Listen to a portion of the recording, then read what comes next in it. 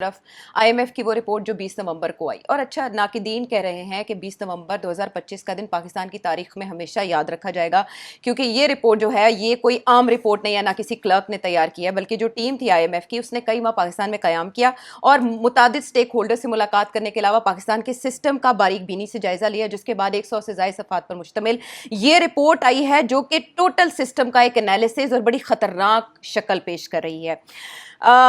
مجھے آپ سے یہاں پر یہ جاننا ہے کہ اس سے پہلے بھی IMF کی طرف سے جائزہ رپورٹس آتی رہی ہیں اور ہمیں پتہ ہے کہ پاکستان کے نظام میں کیا خامیاں ہیں، عوام بھی واقف ہیں، تاجر بھی واقف ہیں، اور اس کے علاوہ جو کاروباری برادری ہے پاکستان میں وہ بھی جانتی ہے، لیکن IMF کا اپنی ویب سائٹ کے اوپر یہ پبلش کرنا کیا ظاہر کرتا ہے اور اس کے کیا اثرات ہوں گے؟ عائشہ، ایسے ہے کہ اس میں کوئی بھی نئی بات نہیں ہے جو پاکستان کے اکانومسٹ اور انٹرسٹڈ کنسرنڈ لوگوں کو پتہ نہیں ہے۔ اس پہ جو دلچسپی ہے اس میں وہ یہ ہے کہ IMF کی طرف سے یہ ایک تنقیدی جائزہ لیا گیا ہے،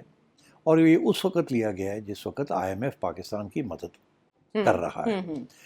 اور یہ اس وقت لیا گیا ہے جبکہ ایک بہت سینئر ادارہ جیسے SIFC کہتے ہیں آپ، اس کی قیام کے باوجود، کیونکہ یہ حالات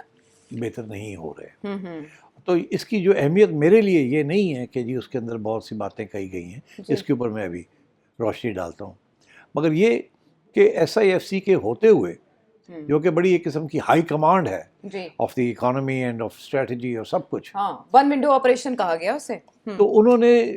SIFC کو کرٹیسائز کر دیا، انہوں نے کافی ایریاز میں کرٹیسائز کیا، مگر جو سب سے امپورٹنٹ ایریا وہ یہ ہے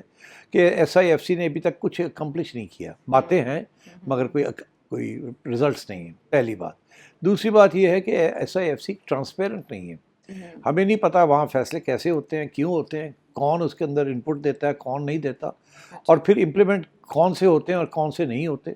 اور اس کی ساری انسٹیٹیوشنل فریم ورک کیا ہے اور کیا نہیں ہے۔ یہ بھی IMF کہہ رہا ہے کہ یہ بھی ٹرانسپیرنٹ نہیں ہے، اور اس کی کوئی اکاؤنٹیبلٹی نہیں ہے SIFC کی، جو فیصلے وہاں ہوتے ہیں۔ فار ایگزامپل اگر کیبنٹ کے اندر کوئی فیصلہ ہوتا ہے تو اس کی تو اکاؤنٹیبلٹی ہے نا، کیبنٹ از ریسپانسبل، وہ ایک اٹس اے کانسٹیٹیوشنل ادارہ، but SIFC is not a constitutional ادارہ، اٹس این ایگزیکٹو